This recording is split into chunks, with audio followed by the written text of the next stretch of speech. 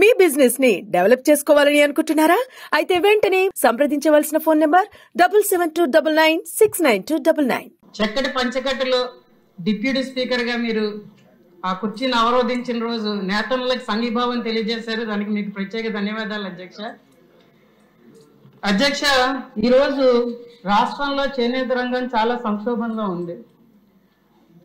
ముడి సరకుల ధరలు పెరిగిపోయి మరమగ్గాలతో పోటీ పడలేక, అలాగే జిఎస్టీ అన్నది విధించడం వల్ల చీరల ధరలు పెంచలేకపోతున్నారు. అదే వాళ్ళు తయారు చేసిన ఉత్పత్తుల ధరలు పెరగట్లేదు, కానీ ముడి సరుకుల ధరలు పెరిగిపోవడం వల్ల సుమారు మన రాష్ట్రంలో 50% మగ్గాలు మూతపడిపోయాయి అధ్యక్ష. ఇది అందరికీ తెలిసిన నిజం.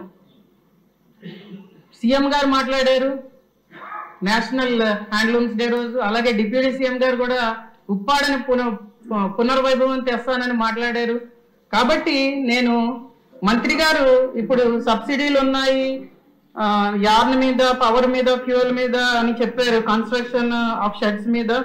అలాగే మనం మార్కెటింగ్ బాగుంది, ఆప్కోలు సొసైటీలు చేసినామని చెప్పడం కూడా జరిగింది అధ్యక్ష. కానీ నేను మంత్రి గారిని ముఖ్యంగా కొన్ని విషయాలు ఆలోచించమంటున్నాను అధ్యక్ష. గుజరాత్ లో బిజోడి అన్న గ్రామంలో కూలీలు నేతన్నలుగా మారి ఈ రోజు అధిక లాభాలు సంపాదిస్తున్నారు అధ్యక్ష.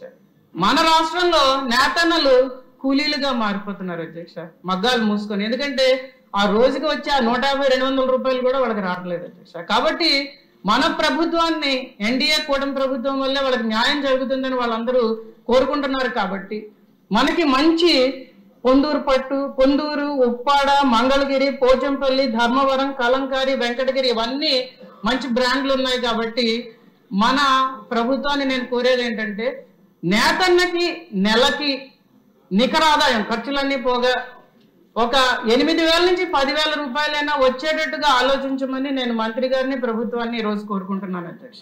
ఇది చాలా అవసరం అధ్యక్ష.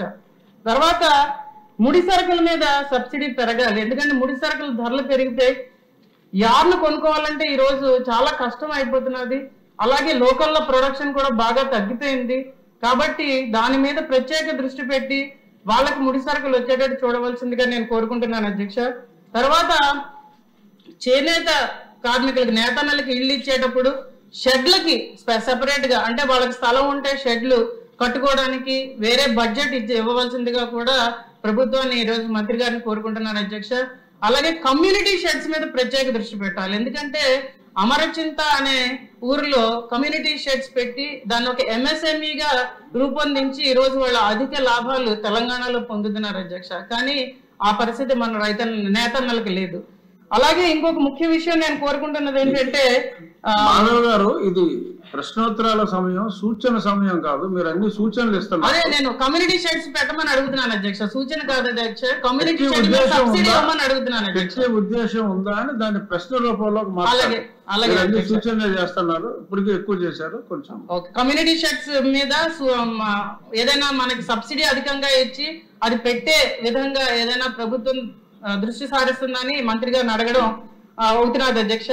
అలాగే మనం మార్కెటింగ్ మీద ఇంకేమైనా అడిషనల్ గా మనం ఆలోచించి, మన ఆప్కో ఈ సొసైటీలు ఉన్నాయి నాకు తెలుసు అధ్యక్ష, కానీ ఫ్యాబ్ ఇండియా అలాంటివి ఏంటంటే ఎక్స్పోర్ట్ క్వాలిటీగా మన నేతల్లోకి ఏదైనా సహాయపడేటట్టు ప్రభుత్వం ఏమైనా ఆలోచిస్తున్నదా అని కూడా మంత్రి గారిని అడగడం జరుగుతున్నది అధ్యక్ష.